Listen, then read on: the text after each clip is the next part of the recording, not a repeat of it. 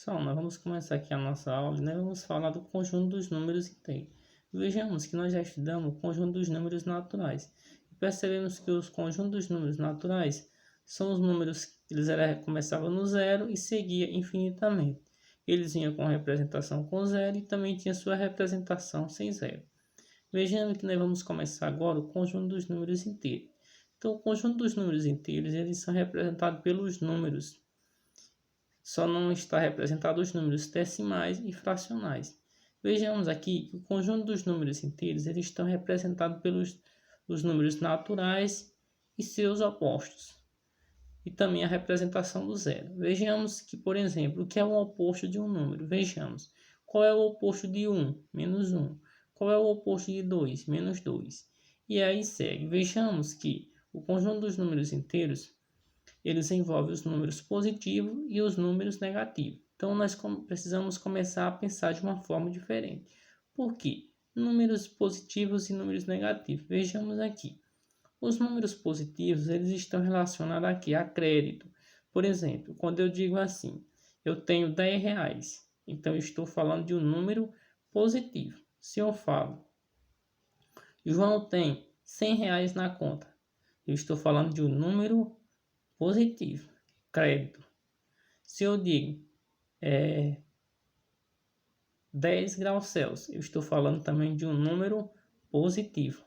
Agora vejamos, quando é que eu falo de um número negativo? O número negativo ele está relacionado à dívida. Por exemplo, se eu falar assim, João está devendo 5 reais.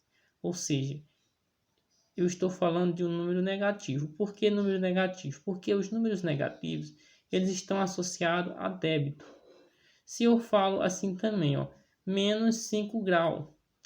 Então, se eu estou falando menos 5 graus, eu estou me relacionando ao número negativo. Vejamos que os números positivos e negativos, eles têm suas formas de se representar. Os números positivos têm duas formas. Eu posso representar 5 ou mais 5. Então, se eu copiar só o 5, eu sei que é um número positivo. Se eu fizer mais 5, eu também sei que é um número positivo. Vejamos aqui que a gente não precisa colocar o sinal de mais. A gente coloca só o 5 mesmo. Por quê? Vejamos aqui, não precisa representar os positivos pelo sinal de mais. E se fizer a representação, está errada? Não, não está errada. Mas a gente só encontra mais só o 5. Agora, os números negativos, eles estão sempre representados pelo sinal de menos. Ou seja, o que diz que ele está menos. Sempre todo número negativo ele é representado pelo sinal de menos. Então, nós vamos ver aqui o conjunto. O conjunto dos números inteiros é representado pela letra Z. E aí, vejamos aqui que tudo começa a partir do zero. Então, para a direita, do zero para a direita estão os positivos, do zero para a esquerda estão os negativos. Vejamos aqui, ó, 1, 2, 3 e reticência. Tem o menos 1, menos 2, menos 3 e reticência. Se eu observar, eu sei que esse conjunto aqui ele é infinito. Não tem fim, então eles estão crescendo tanto para a direita como também para a esquerda. Aqui eu posso ter 4, 5, 6, 7, 8, 9, 10 e segue infinitamente. Aqui eu posso ter menos 4, menos 5, menos 6, menos 7, menos 8, menos 9, menos 10 e também vai seguir infinitamente.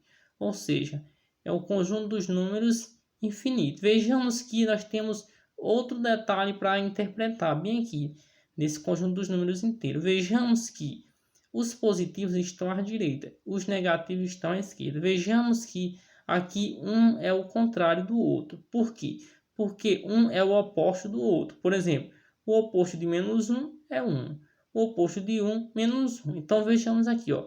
Os números negativos, mais ele fica distante do zero, maior ele é. Por exemplo, 3 é maior do que 2 e maior do que 1. Por quê? Porque ele está mais distante do zero. Aqui no sinal negativo, isso aqui é o contrário.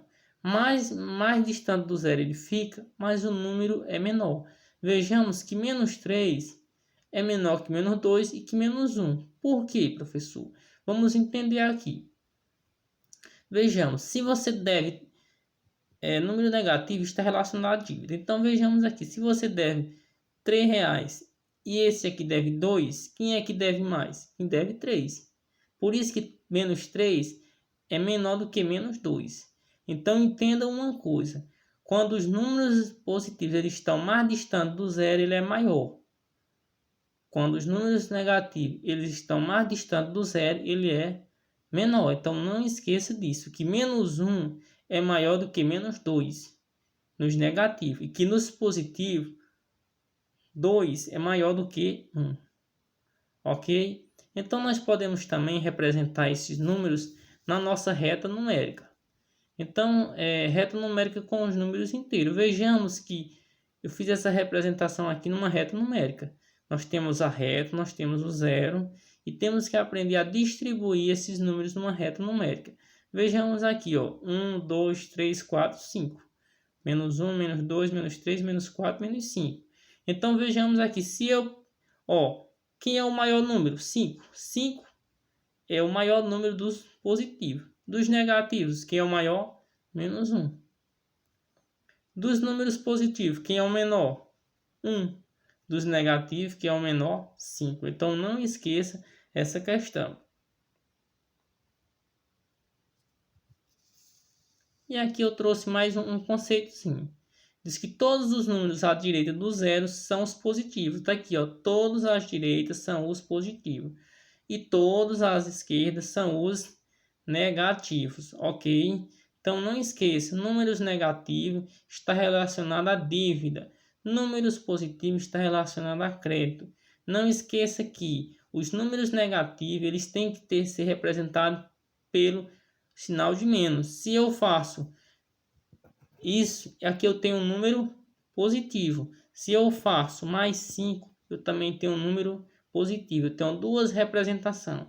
Agora, se eu quero copiar menos 5, eu preciso utilizar o sinal de menos. Se eu esquecer desse sinal de menos bem aqui, esse número deixa de ser negativo e vai tornar um número positivo. Aqui não.